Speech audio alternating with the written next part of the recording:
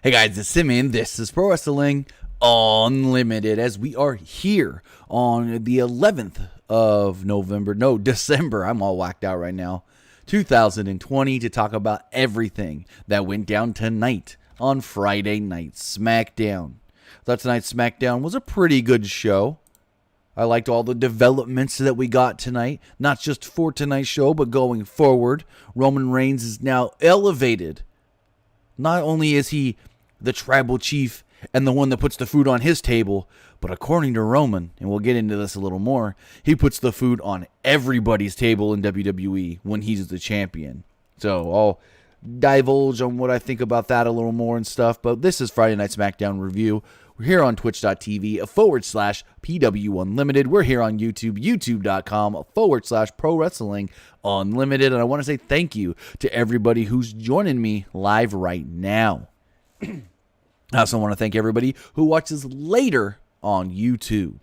But with that, if you are here live on Twitch, you can help us out a couple of different ways as we are still raising money to help families that have been displaced by the Creek Fire here in Central California. We're trying to get all the money raised by next week. I think next Thursday, we're going to go buy presents for children that may not get anything for Christmas because their families have been displaced.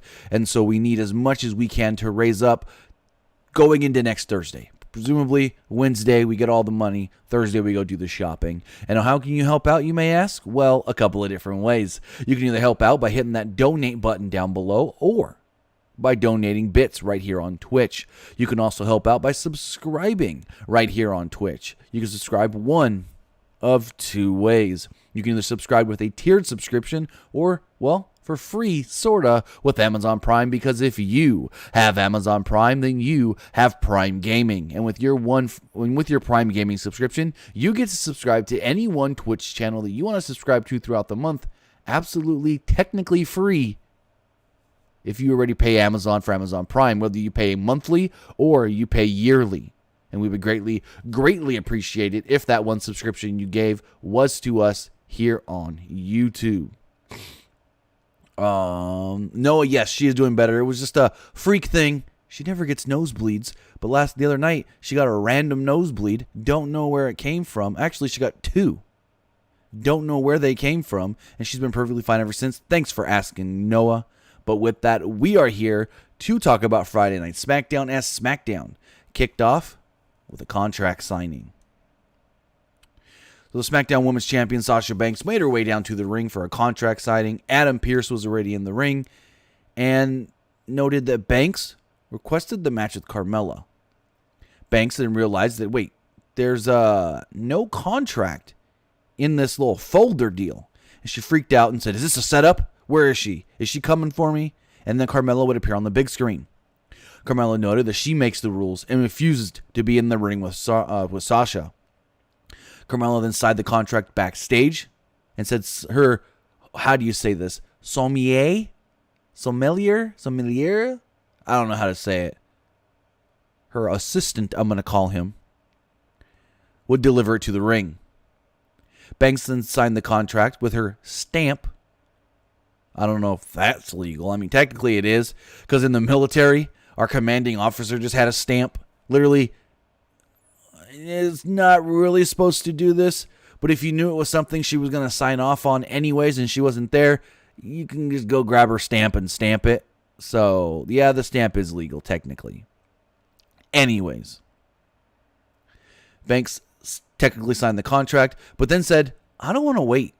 I don't want to wait till TLC and challenge Carmella to a match tonight. Carmella then agreed to take that match. Pearson said, all right, let's do it. Tonight, official. Carmella versus Sasha, main event, title on the line. Banks then attacked Carmella's assistant and hit him with a backstabber. She then turned the table over and dropped it on top of him. Carmella just watched from the back and giggled and smiled. Well, you can call him the butler because that's what he is. Butler, servant, assistant, kind of all the same.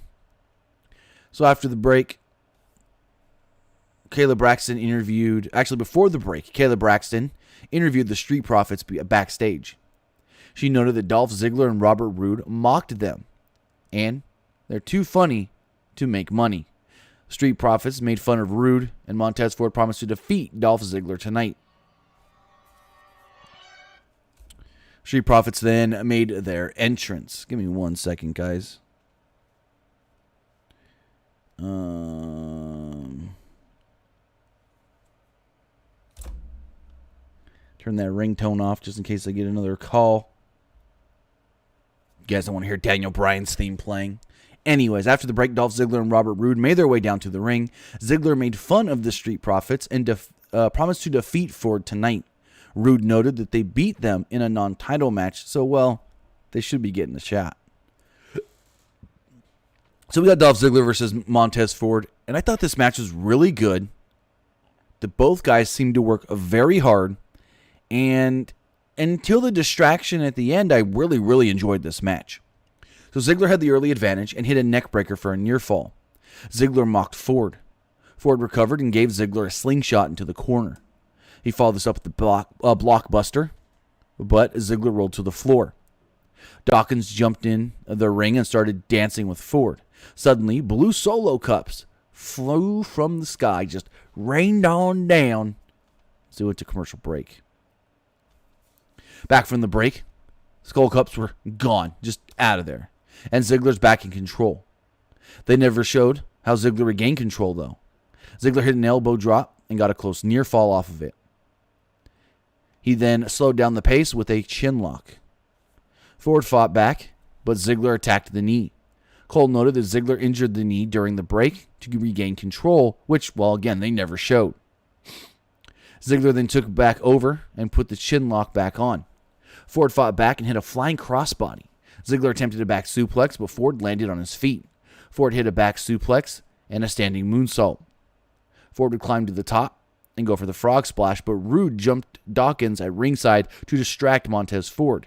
The distraction allowed Ziggler to knock him off the top rope. Ziggler would then hit a super kick and pick up the victory, so Dolph Ziggler does defeat Montez Ford. Spoiler alert, for later on in the show, it was announced that next week they're getting a tag title shot. Street Profits defending against Ziggler and Roode. So at the merchandise table, Zayn was furious that he doesn't have a T-shirt. Apollo Crews, Kalisto, and Tamina were all standing in the background. Big E would approach wearing, well, a new T-shirt. Zayn couldn't believe that Big E had a T-shirt and he didn't. Well, here's the thing. Most heels don't get T-shirts because Vince don't think heels sell good T-shirts. I remember one time that they had a whole line of merch made for Jericho when he was a heel, and Jericho literally told Vince, no, I'm a heel. Heels shouldn't be trying to shill merchandise. We don't want fans. We want people to hate us. And Vince agreed with that. We then go forward with the non-title match. Well, actually, before that, Big E solved the problem of Zayn not having a shirt, and Crews pulled out a T-shirt for Zayn. It was just a stick figure. Zayn became upset and tried to tear it, but the shirt, he couldn't rip it. He blamed his injured hand and stormed off. Zayn had a brace on his hand because the handshake from Big E 2 weeks ago. And then we go in to Big E versus Sami Zayn. Non-title match. Before the match, Zayn was still furious that he didn't have a shirt, and he kept complaining about how WWE mistreats him. Zayn reminded Cole and Graves that it's a non-title match. Cole noted if Big E wins, he may get a shot in the future. Zayn had the brief advantage early, but Big E worked him over with a back elbow. He followed this up with a splash on the apron. After a commercial break, Zayn was in control after taking over during the break. He hit a knee to the jaw for a near fall. Zayn slowed down the pace with a chin lock. Big E fought back, though, and hit Zayn with an elbow. Zayn mocked Big E and imitated his dance. Big E recovered and hit a big splash. Zayn fought back and hit a crossbody, but Big E caught him off of that. Big E then attempted the big ending, but Zayn raked the eyes. Zayn went for the huluva kick, but Big E hit a uranage. Zayn screamed that he broke his hand, but Big E didn't believe him. Zayn angered Big E when he slapped him right across the face. Big E chased him around ringside. Zayn then ran under the ring, and Big E followed. Zayn emerged on the other side of the ring, but Big E had his leg. Zayn stomped on Big E's hand and jumped into the ring barely in time to beat the 10 count, Big E doesn't beat the 10 count, so technically Sami Zayn defeats Big E by count out. In the back, Bayley wished Carmella good luck in her match tonight. She called Sasha Banks the most overrated and overpaid superstar. I honestly thought Bayley was going to get involved. She didn't. Kudos. Bayley then started mocking Bianca Belair. Belair showed up behind her, and Bayley got in her face. Belair listed all her accomplishments, and Bayley had heard enough and walked off. Yeah, Bianca's got a lot of accomplishments outside of WWE, but what has she done in that Bayley hasn't already done? I mean, honestly, Bayley has done everything you can do accomplishment-wise other than win the Royal Rumble. That's all Bayley has left.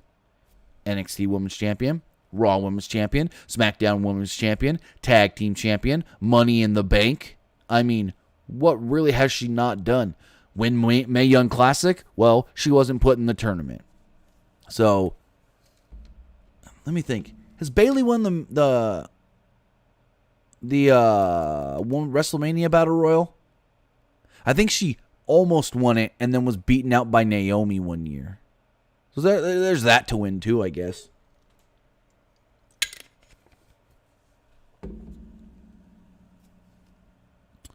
In the back, Kayla Braxton interviewed Carmella. She claimed that she made Sasha Banks relevant again. Carmella bragged and said she is confident that she's going to win tonight. She called her assistant, sommelier, whatever you call him, and said that she wants champagne at ringside. They recapped Roman Reigns attacking Jey Uso and Kevin Owens after last week's main event. Owens then cut a hell of a promo in the ring tonight. Reigns watched the whole thing on the monitor in the back. Uso approached and asked if they're okay. Reigns was feeling confident. Suddenly, Kevin Owens' music hit. Uso and Reigns both had a look across their face like, oh, what is this? What is he doing? Uso wanted to go to the ring to take care of Owens. Owens came down to the ring and he pulled out a table, a ladder, and some chairs. He set them all up. Owens noted that Reigns is the best he's ever been, but he doesn't fear him. He said that Reigns is using his family to fight his own battles. Owens claimed that TLC is the most important match of his entire career, which really is it? I mean, you're a former Universal Champion. You've won the title. You've technically successfully defended that title against Roman Reigns. How is this match any bigger? I mean, Shark Cage, 2007 Royal Rumble. You did it on your own-ish. Anyways, he said Reigns today can beat anyone in WWE. Owens is going to need all the help he can. He said Roman has his family, but he's got a few friends as well. Meet his friend table, ladder, and chairs. Reigns and Heyman continued watching from the back. Reigns said that the chairs are going to help him break a bone or two, and he's going to make it hard for Reigns to sit at the table. Speaking of tables, Owens introduced his next friend, the table, and lastly he presented the final friend, the ladder. Owens climbed it and began to speak. Owens promised to do whatever it takes to climb to the top of that ladder and win the Universal title. Suddenly, Uso would attack from behind with a chair and injure Kevin Owens' knee. Owens fought back and slammed Uso into the ladder. Owens can barely stand at this point. Owens hit a pop-up powerbomb to Jey Uso through a table. Roman's music would hit, and he began to walk down to the ring. As he got just right to where the ramp starts to slope, he was handing the title over to Heyman, and Heyman goes, no. You don't do what he says. You don't go down there. You're the head of the table. You're the tribal chief. It's your time. You make the call. You make the decision. You do what you do on your time. He doesn't predicate what you do, and when you go do something, that's you. You make the decisions. You are the one in charge. So Heyman talked him down from going and jumping in the ring with Kevin Owens. He turned around and walked off. Owens jumped out of the ring and started to chase after, hobbling on one leg. So back from the break, Kevin Owens was in the back, and Kayla Braxton distracted him basically, wanting an interview. He's like, I don't got time, Kayla. I'm trying to find Roman Reigns. Kayla, what do you want? You heard what he said about my family. I got to go take care of this. And then Roman would attack from behind. Roman would beat down Kevin Owens and then look into the camera and smile. He would then introduce himself to Owens' family. He warned them that he's the guy that's going to take the food off of their table. That he is the one that put the food on Owens' table. He said that you better talk to your husband. You better talk to your father. You better talk some sense into him. Because at TLC, it's all coming crashing down. And here's what I took of this, and I may be looking too far into this. I feel like Roman telling Kevin, I put the food on your table, is basically him saying, as long as I'm champion in WWE, this company does well. This company is profitable. This company makes enough money to continue to pay you and pay you well. That's how I took it. Not only does Roman tell his family that if he's champion, he provides for all of them, but he also tells other wrestlers now that if he's champion, he makes this money enough company to pay their salaries. And I actually like that. If that's the route they were actually going, and I'm not just looking too far into this, I love that. I love that now Roman thinks that this company can't survive without him. That is top level shit. And I love it. I love the fact that Roman thinks that, hey, WWE may have been floundering when I was gone. Yeah, they had Drew McIntyre, keeping them barely afloat, but now that I'm back, this company is thriving. And without me, they can't thrive to the level that they can.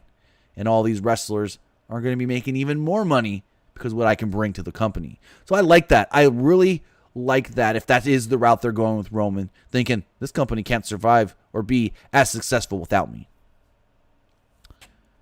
So next up, they actually did it. A match that they set up on Talking Smack last week that they then didn't talk about at all since actually happened.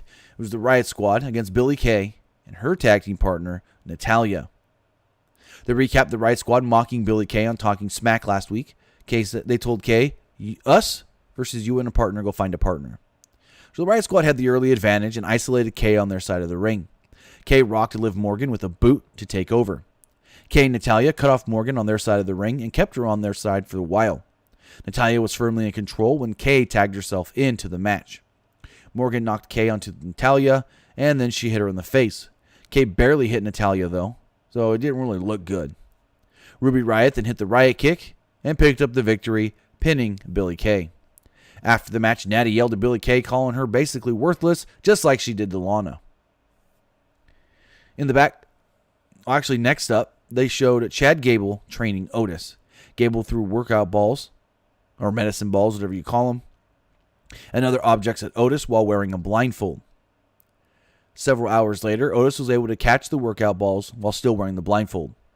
Gable was proud of his student and said that he was on his way to being an alpha. I thought this was fun, a really fun segment.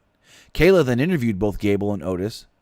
They said that they're a great team. They work well together. They think they're going to work well together, and that they got a shot tonight to prove it. Gable and Otis gave each other backhanded compliments. They promised to defeat Shinsuke Nakamura and Cesaro later. Nakamura and Cesaro would then approach. They mocked Gable and Otis and then walked off. And then in the most random thing that I didn't expect, Mario Lopez from the set of Access Hollywood goes, hey, I was watching SmackDown earlier with my daughter, and when they announced Sasha Banks versus Carmella for the title in the main event, she got so excited. We hope the boss wins tonight. I'm like, where the hell did this come from? And why is your daughter with you on the set of Access Hollywood? Okay. This was random as all hell. And then Michael Cole goes, we hope everybody checks out A Recipe for Seduction, Mario Lopez's new spicy romantic movie this coming weekend on the Hallmark Channel. If you haven't seen this bullshit, Mario Lopez is playing Colonel Sanders, who is a personal chef to a rich family, and he apparently falls in love with, and then another girl of the family falls in love with him, and it's spicy, and it's seductive, and it's forbidden. And yeah, it's wild looking. I probably won't watch it, but it just looks absolutely bonkers. I mean, this is on the heels of KFC creating a dating simulator game where you can date a hunky Colonel Sanders. And now they got extra hunky Colonel Sanders, Mario Lopez. Next up, we had Chad Gable and Otis versus Shinsuke Nakamura and Cesaro. The match was okay, and it was kept short. Gable and Otis had the early advantage. Otis used some mat wrestling and took Cesaro to the ground. Gable used some mat wrestling as well on Cesaro. the heels briefly took over and isolated Gable. Otis got the hot tag and ran wild. He hit the splash in the corner and set up the caterpillar. Gable then demanded the tag because that's the plan. And then, well, Gable got tagged in. Gable attempted a missile dropkick, but Cesaro caught him in a giant swing. Nakamura then hit the Kinshasa and, well, pinned him. So Nakamura and Cesaro win. In the back, Gable approached Otis and said, "You know, we lost, but that's me teaching you a lesson. You had the match won. You should have just took the victory. You should have just pinned him when you had the match won." And Otis is looking at him like, "Well, no." And Chad's like, "I know I told you to pin me, but the lesson there was if you had it won yourself, or I know I told you to tag me, but the lesson is that if you think you've got it won already, just go for it." And Otis looked very confused. Chad then said, "We're going to go work out some more. We're going to train some more. You're an alpha." So they recapped Corbin defeating Murphy last week with Wesley Blake and Steve Cutler. In the back, Corbin introduced these two as his new Knights of the Lone Wolf. Here's my thing. If you're a lone wolf, how you got knights? If you're a lone wolf, you're supposed to be all by yourself, numbskull. So then we go on to our main event. And before we do, I want to remind you guys, if you want to be part of tonight's show, you can do so by texting in to 510-906-1341. My nose is itchy. 510-906-1341. That is the number. It's in the live chat, and it's right there. Right there, right now. Oh, my nose. Very itchy right now. So Carmella challenged Sasha Banks for the SmackDown Women's Championship. Carmella had a new entrance, new theme music. This was very erotic, I guess it's supposed to be. I'm telling you right now, this Carmella character is what they wanted Emma to be with Emelina, then what they wanted Lana to be when she did her dancing on the stage before entering the ring, and then finally they go, "Fuck it, we know who can do this, Carmella." And she can. Sasha made her entrance, and the facts on the side of the screen listed that she's rapper Snoop Dogg's cousin. Not that she's won championships and all this kind of stuff. No, she's rapper Snoop Dogg's cousin. And for anybody that thought that WWE hates Snoop Dogg now because he's going to be on Dynamite in a couple of weeks, they wouldn't have put that up there if they did. So that kind of squashes all that. So also, Carmella's sommelier was at ringside with champagne. On commentary, Cole and Graves noted that this is a surprise match, since it was supposed to take place in 9 days at TLC. Graves claimed that Carmella's manipulation on Banks, that is, got her this match. So Carmella had the early advantage. She knocked Banks early, but Banks fought back and rocked Carmella with a knee. She followed this up with a Meteora on the apron. Carmella recovered and dropped Banks face first on the apron. After a commercial break, Carmella was firmly in control with the chinlock. Banks fought back with an elbow and hit a double knee in the corner. Carmella avoided a backstabber and hit a crossbody for a near fall. Carmella then locked on the Code of Silence, but Banks countered into a Banks statement. The sommelier then distracted the referee by throwing a bottle of champagne in. As the ref was disposing of the bottle, hiccups and burps all at the same time, he pulled Sasha out of the ring because the ref wasn't looking. Banks jumped back in and beat down Carmella. Just beat her ass to the point in the corner to where the referee disqualified Sasha. The ref kept telling her, "Back it up, back it up, back it up. 1, 2, 3, 4, 5. Sasha didn't break. Sasha gets DQ'd. So Mie jumps in to try and pull Sasha off, and she slaps the shit out of him. She then puts him in the Banks statement. Carmella then hit Banks with a super kick and beat her up around ringside. Carmella then would pick up one of the wine or champagne bottles and break it over the back of Sasha Banks. She then poured herself some champagne, drank some champagne, shook up the bottle, and sprayed champagne all over Michael Cole and Corey Graves. Carmella then got in Sasha's face as she was writhing in pain on the floor and said, "Who's on whose level now, Sasha? Who's on whose level now?"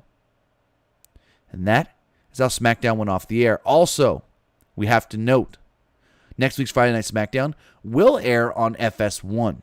The reason it is airing on FS1 is because Fox will be airing college football on Fox next week, so that takes precedent over SmackDown. It was announced that the SmackDown Tag Team titles will be on the line when the Street Profits defend against Dolph Ziggler and Robert Roode. Also, Bianca Belair will be going one-on-one with Bayley. But with that, that was Friday Night Smackdown. Remember, guys, if you want to be part of tonight's show, you can do so by texting in to 510-906-1341. As far as our poll does go here on Twitch, 67% of you said that you liked SmackDown. 33% said it was all right. Nobody disliked SmackDown. That's good to see. So this person says, why is SmackDown on FS1 next week? Christmas isn't the week after. Just curious. Like I stated, there's a big college football game next week that's pushing SmackDown. So that's why. And then in 2 weeks, the Christmas episode will be pre-taped. So it won't be live in 2 weeks. Next week is supposed to be live. And then in 2 weeks for Christmas, it's supposed to be, what's it called? Pre-taped. Don Joe Bailey in the chat says, will you do predictions? Predictions for what? TLC? We still got like 3 weeks till 2 weeks till TLC. So TLC is actually a week from Sunday. So I'll be doing my predictions on this show next week once we know everything announced. So it says, what do you think about NXT Heritage Cup? I haven't seen all of it. From some of the matches that I have seen, it's been really good wrestling.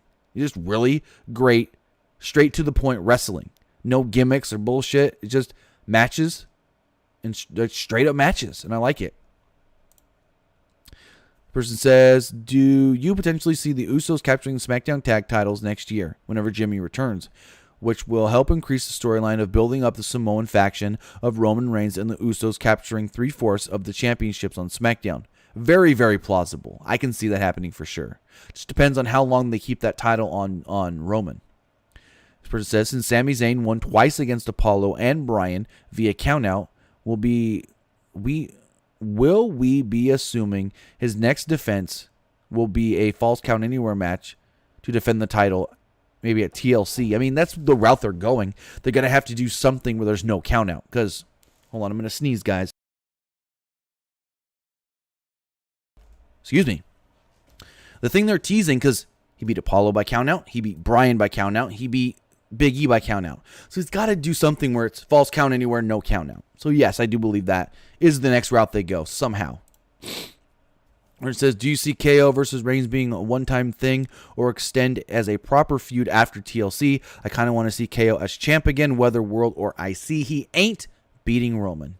I'm going to say that right now. No matter how many matches they get out of this, 100% can tell you he is not beating Roman. Roman will hold that title and most likely successfully defend that title at WrestleMania.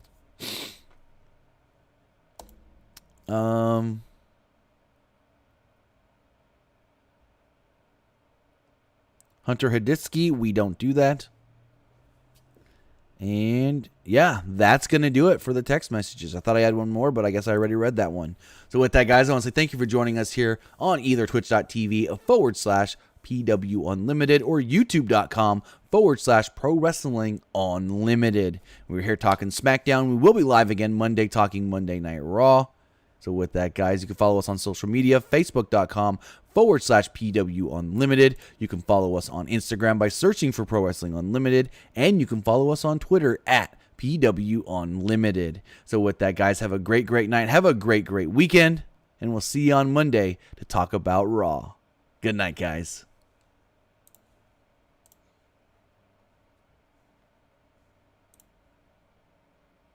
All right. If you still